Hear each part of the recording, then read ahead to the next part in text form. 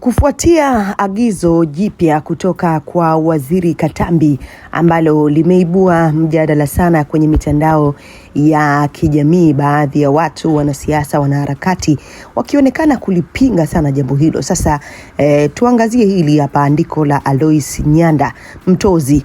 Ameandika, swali langu linagusa uhusiano kati ya katiba, sheria na maamuzi ya kiutawala.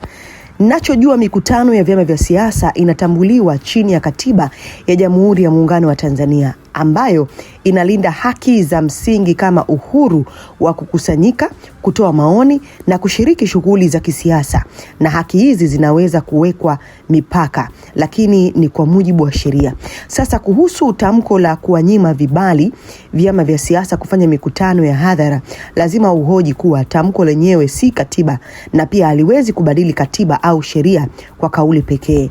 Na zuio kama hilo ili liwe halali kisheria lazima litegemee mamlaka yaliyotolewa na sheria kama vile sheria ya vyama vya siasa au sheria ya jeshi la polisi, na litekelezwe kwa kufuata masharti ya sheria hizo.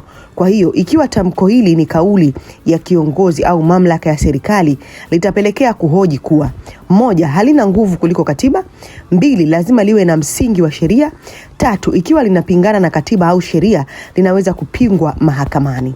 Naweza kusema kwamba tamko hili halitoki kwenye katiba na linapaswa kutegemea sheria iliyowekwa, na ikiwa halina msingi huo, uhalali wake unaweza kuhojiwa kisheria. Waziri Katambi anajua vizuri sheria na yeye ni mwanasheria. Mimi najua vizuri, alikuwa HR wetu na ni rafiki wa kaka yangu. Hapa amefanya makusudi tu, ila anajua vyema uhalisia wa anachokitamka. Imeandikwa na Mtozi. Lakini hakuishia hapo pia.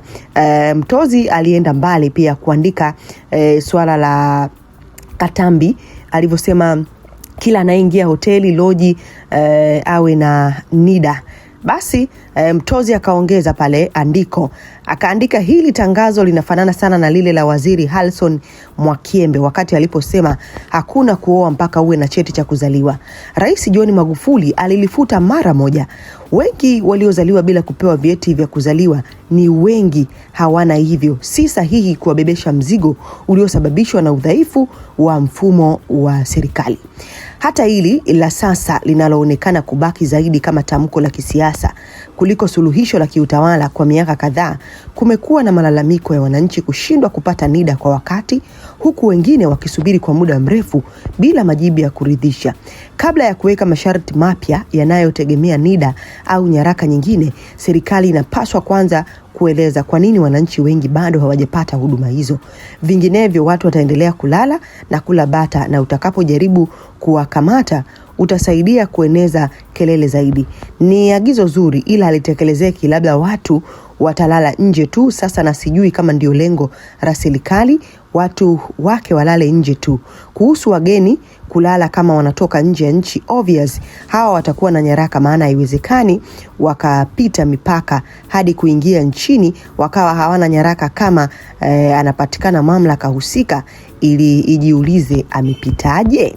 Basi ngoja niweke sauti ya Katambi hapa nikukumbusha ama tukumbushane kile alichozungumza, ikiwa ni siku kadhaa kilichoibua mjadala na sura mpya kisiasa kuhusiana na katazo la IGP Wambura kwamba asitoe kibali cha mikutano ya siasa kwa chama chochote kile. Hii ni VOT Media. Nini maoni yako kufuatia maandiko haya ya Mtozi, kufuatia kauli mbili za Waziri Katambi? Mheshimiwa Spika, kupitia bunge lako tukufu, na mwelekeza IGP Wambura asitoe vibali kwa kazi zozote zitakazokuwa zinahusiana na kufanya mikutano ya hadhara katika kipindi hiki kwa chama chochote, iwe Chama cha Mapinduzi, iwe chama chochote kile. Kwa kipindi hiki ni vizuri turudi katika kuwaruhusu wananchi wajenge uchumi wa nchi yao. Kufanya hivi Mheshimiwa Spika, kwa sababu katika mazingira haya tutakapokuwa tunawatafuta wahalifu, ni ngumu kuchambua wahalifu kwenye mkusanyiko ya watu wengi. Kwa hiyo ni vizuri tujue hata kama hali itaendelea kuwa na matishio haya, kwa sababu wapo ambao wametishia Mheshimiwa Spika, na tumewakamata wengine wana madumu ya petroli, tumewakamata wengine wana silaha, tumewakamata wengine wapo ambao wanapanga mikakati ya uhalifu. Sasa tukienda kwa hatua hii, tumeendelea kuzuia hata pale Dar es Salaam Oysterbay na Masaki, baa ambazo hazijafata utaratibu tunazizuia kwa kipindi hiki zisifanye kazi.